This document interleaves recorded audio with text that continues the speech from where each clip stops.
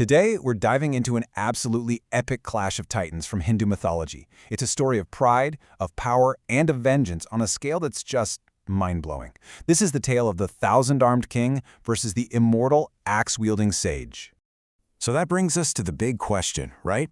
What really happens when worldly power, pushed to its absolute limit, slams head-on into divine duty? What happens when a king who can literally stop rivers goes up against a sage who can wipe out entire generations? Well, let's find out. In one corner, we have Kartavirya Arjuna. Think of him as the poster child for worldly might and raw power. And in the other corner, Parashurama, an immortal avatar of Vishnu himself, who represents divine justice. I mean, you couldn't find two more perfect opposites. And yeah, they are on a collision course. Okay, first, let's meet our first contender, Kartavirya Arjuna. And we need to be clear, he wasn't just any king. He was the most powerful emperor of his time, a true Chakravartin, a title that's only for a ruler who has conquered the entire world. And his most legendary feature? 1,000 arms. Now, this isn't just some poetic metaphor. According to the stories, this was a literal boon he got from the god Dattatreya after some serious penance, giving him just unmatched strength on the battlefield.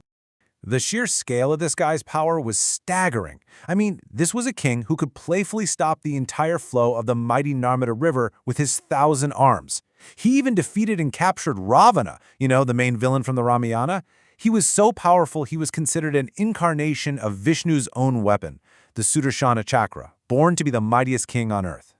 All right, and now for his opponent, Parashurama. His name literally means Rama with an axe, and he is the sixth immortal avatar of Vishnu. We're talking about a divine being who came down to earth to restore cosmic order. He represents a totally different kind of power. Now, to really get Parashurama, you have to understand this one key idea. Brahma, Kshatriya. See, he was born a Brahmin, the priestly, scholarly class. But he had all the fire, all the aggression, all the fighting skill of a Kshatriya warrior. This incredible mix of a sage's mind and a warrior's fury, well, that's the key to his whole story. His resume is, well, literally divine. He's got an axe that was a personal gift from Lord Shiva. He's a Chiranjeevi, one of only 7 beings in Hinduism who are destined to live right up until the end of this cosmic age. And his mission was crystal clear, to fix the cosmic balance by getting rid of corrupt rulers who had forgotten their duty. So you have the world's most powerful king on one side, and a divine warrior whose job it is to destroy arrogant kings on the other. You just know they're going to clash. But what could possibly bring them to blows? The answer is both simple and tragic. It all started with a sacred cow. The whole dispute was over Kamadhenu, a celestial cow that belonged to Parashurama's father, the sage Jamadagni. And look, this wasn't just any farm animal. Kamadhenu was a divine being who could grant any wish and produce an endless supply of food and wealth in an instant. And here's how it all went so wrong. King Arjuna shows up at the hermitage, sees what this amazing cow can do, and, just filled with pride, demands it for himself. When the humble sage Jamadagni refuses, the king, in an unbelievable act of arrogance, has him killed and just takes Kamadhenu by force. Parashurama came back to find his father murdered. That single act of arrogance and violence by the king didn't just kick off a battle. Oh no. It unleashed a firestorm of divine retribution that was going to reshape the world for generations to come. Just listen to how the Mahabharata describes their final showdown. It paints such a vivid picture, doesn't it? The 1,000-armed king, who seemed as huge and unmovable as a forest, was just chopped down by Parashurama's axe like a single tree. It was the ultimate clash of worldly strength versus divine purpose. And let's be crystal clear, this wasn't just a simple duel. Before he even got to the king, Parashurama single-handedly annihilated Arjuna's massive army. We're talking a force of millions of soldiers, chariots, and elephants. All of it just wiped out by one furious sage with an axe.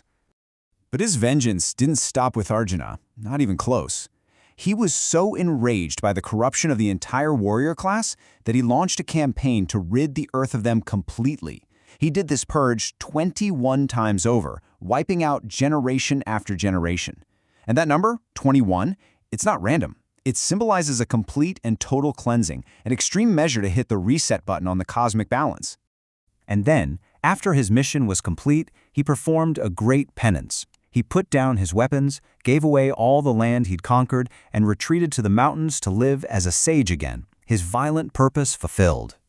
So, after all that, how are these two figures remembered today? Well, their legacies are every bit as complex and epic as their battle was. You see, Parashurama, being immortal, he didn't just fade away.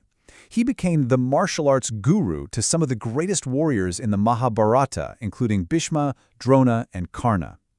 It's even said that he'll come out of his meditation to train Kalki, who is Vishnu's final avatar, at the very end of our current age.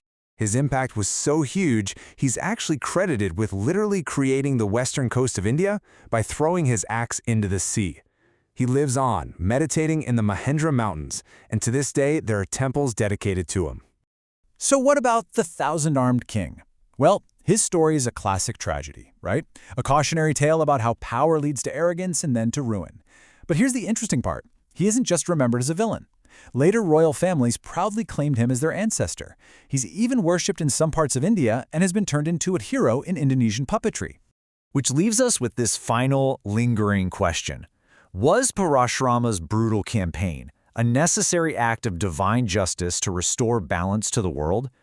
Or was it just a tragic cycle of violence, where one murder spiraled into countless more? The story doesn't really give us an easy answer, and it leaves us to think about that razor-thin line between righteousness and revenge.